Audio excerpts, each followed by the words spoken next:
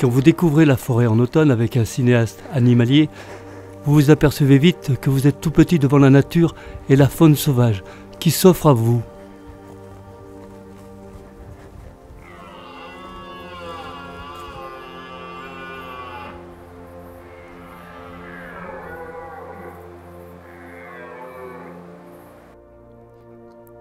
Dans une forêt de Mélèze en fin d'après-midi, j'ai eu le privilège de rencontrer Guillaume Colombet, un professionnel du cinéma animalier. Il me fait partager son expérience et la passion de son métier de naturaliste.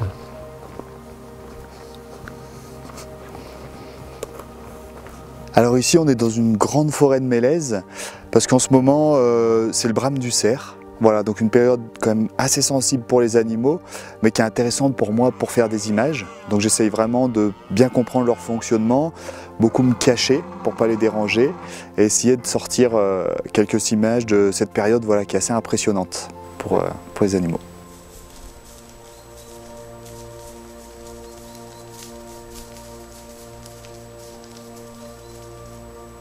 Alors le brame, c'est quelque chose qui se passe beaucoup en pleine nuit. C'est surtout une histoire de son, les animaux qui se répondent et juste par la voix, ils arrivent à s'intimider. S'il y a un cerf qui n'arrive pas à s'imposer juste par sa voix, ils peuvent parfois en arriver à se combattre. Et généralement, pour nous, pour les images, vu qu'en pleine nuit c'est compliqué, ça va être plutôt le soir ou le matin qu'on peut arriver à voir des choses. Donc le matin, ce qui n'est pas évident, c'est que si les animaux sont déjà sortis, ça se fait un peu à l'approche, alors c'est pas facile parce qu'ils ont une très bonne ouïe, un très bon odorat. Donc s'ils nous entendent, on risque de déranger. Par contre, la fin de journée, c'est intéressant parce qu'on peut aller se cacher avant que les animaux y sortent. Du coup, le soir, c'est intéressant, mais il faut passer du temps à l'affût et fatiguer la chance, comme on dit, voilà, passer beaucoup de temps pour peut-être voir les animaux. L'approche discrète, le chuchotement, le pas léger et l'écoute sont essentiels à l'observation des animaux des bois. Ce qui est intéressant en fait dans la forêt de Mélèze, c'est que par rapport aux feuillus, où à cette période on a toutes les feuilles qui commencent à tomber au sol, dès qu'on va se déplacer ça va faire du bruit. Le Mélèze, voilà, seul résineux qui perd ses aiguilles, et en fait quand elle tombe ça fait un tapis qui est vraiment très souple, du coup on peut se déplacer sans faire de bruit. Ça c'est intéressant. Et en plus ça peut apporter un petit peu de luminosité au sol, dès qu'il va arriver jaune, doré, ça va créer pour les images un décor qui est vraiment sympa, quoi.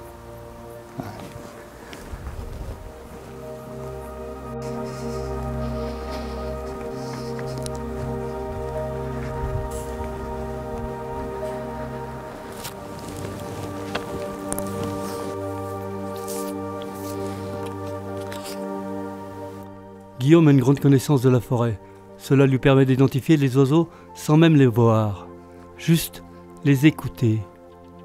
Mais aussi d'autres animaux, dont les cervidés, qui occupent une place importante dans la forêt. Ouais, là il y avait un vol de bec croisé qui est arrivé dans la forêt, du coup on les a bien entendus. Et il y a un merle à plastron qui crie aussi. Donc c'est intéressant, connaître les noms d'oiseaux déjà pour savoir ceux qui se cachent autour pour faire les images. Et moi ça me sert aussi pour trouver d'autres espèces. Par exemple pour le cerf, quand nous on rentre dans la forêt, s'il y a un geai qui crie, il peut donner l'alerte, dire aux autres animaux qu'on est là. Par contre si nous on est cachés et qu'on entend crier un geai ou un casse-noix, ça peut indiquer qu'il y a un cerf qui est en train d'arriver parce que s'il fait du bruit, les oiseaux voilà, entre eux communiquent, disent qu'il y a quelque chose qui arrive dans la forêt. Donc c'est important de ne pas repérer juste avec notre vue, mais des fois soit écouter. Les oiseaux, voilà, ils peuvent indiquer s'il y a du mouvement ou pas quelque part, et aussi sentir, parce qu'un cerf en plein rut, il peut sentir très fort. Et si le vent il arrive vers nous, ça m'est déjà arrivé de les sentir avant de les voir, quoi, les cerfs.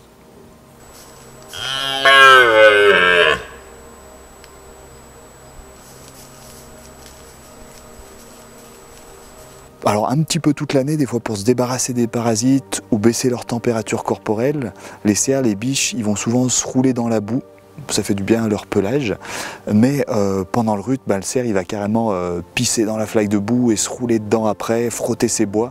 Donc j'ai des images sympas où j'ai les bois tout dégoulinants, remplis de boue, et le cerf du coup il a une odeur très forte, quoi.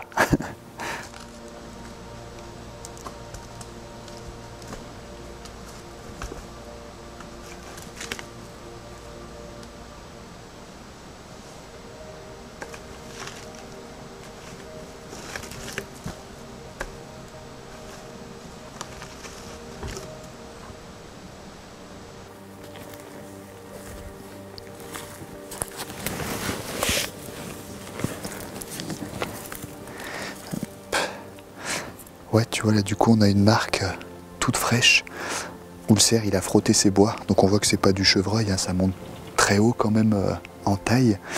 Du coup c'est une marque visuelle pour dire aux autres cerfs que si ce territoire il est occupé, lui bah, des fois il se défoule aussi. Des fois il s'imagine des combats où il frotte voilà, ses bois contre l'arbre.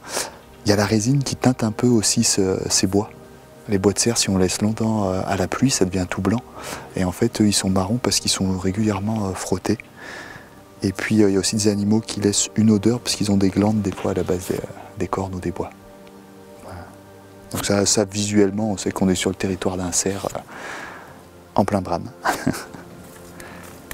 Donc, l'été, on peut voir quelques bois frottés parce qu'en fait, le cerf, il a des bois qui tombent chaque année, qui poussent chaque année. Et en fait, quand il perd ses velours, il y a un velours qui recouvre les bois, qui permet de les faire pousser, puis à un moment ça sèche, le bois ne tient plus que par la base, et au moment où il perd ses velours, il va frotter pour faire tomber les velours. Mais c'est moins visible que pendant le rut, où il fait vraiment des grosses marques bien dégagées, où on sait qu'on est sur son territoire.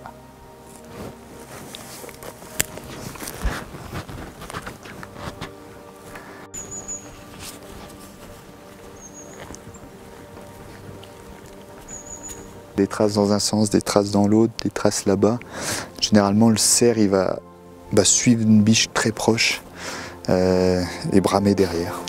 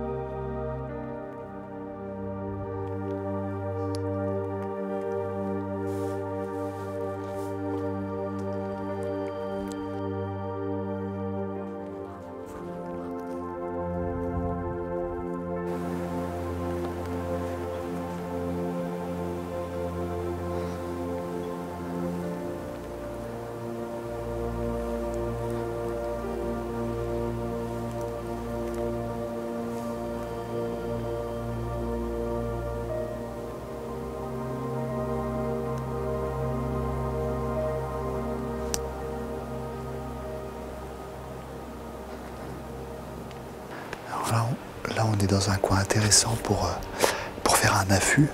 Mais moi, j'essaye de m'adapter à chaque fois en fonction de la météo, de la lumière, etc. Et ce soir, en fait, là, il y a du vent qui s'est levé, qui tourne. Donc notre odeur, elle va un petit peu partout. Donc en fait, s'installer là, s'il y a un animal qui sort, il y a des chances qu'il y ait rapidement notre odeur. Donc on va le déranger, pas voir grand-chose. Donc du coup, on va aller dans une autre clairière où on peut se mettre plus facilement à bon vent et déjà c'est abrité des arbres. L'odeur, voilà, aussi important que de se camoufler.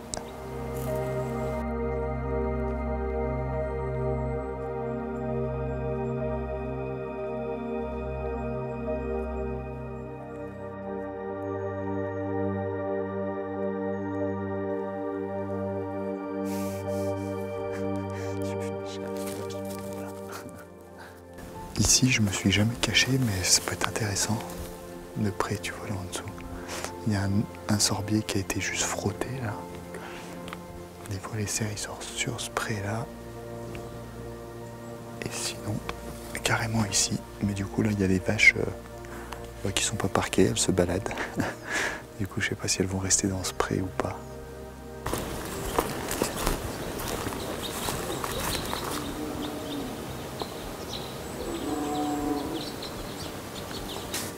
Là, il y a une grotte de cerfs, du coup, c'est vraiment un secteur où ils peuvent venir rester un moment.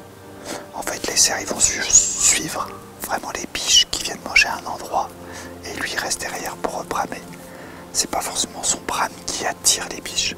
Généralement, il suit un groupe de femelles. Par contre, son brame qu'on entend là dans la forêt, on l'entend pas mal même, c'est le brame qui déclenche les chaleurs chez les femelles.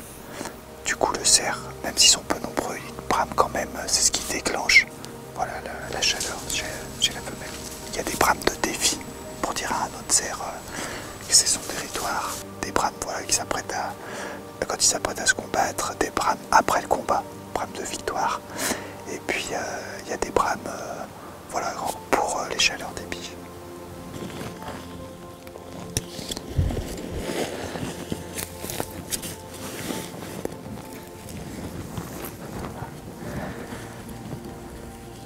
Alors du coup voilà, faut pas forcément des trucs aussi sophistiqués, mais il faut être plutôt dans les teintes du milieu, généralement un peu plus sombre, on est plus camouflé, et surtout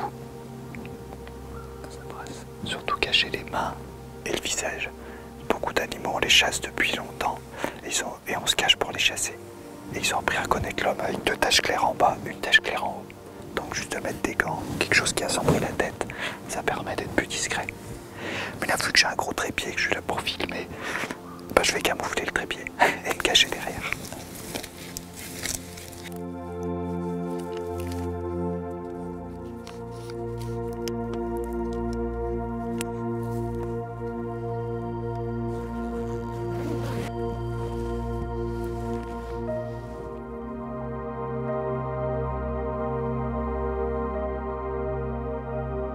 Là on l'entend pas mal, là il est en forêt, un endroit un peu dense, il suit tranquillement les biches qui peut-être vont sortir à découvert.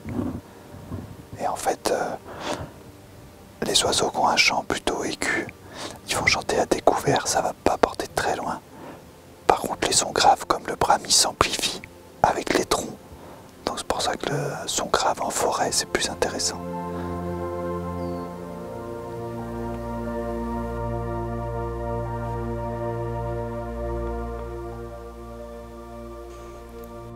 Dans la pénombre de la nuit, l'attente peut être longue, voire très longue. Entendre, mais ne pas voir.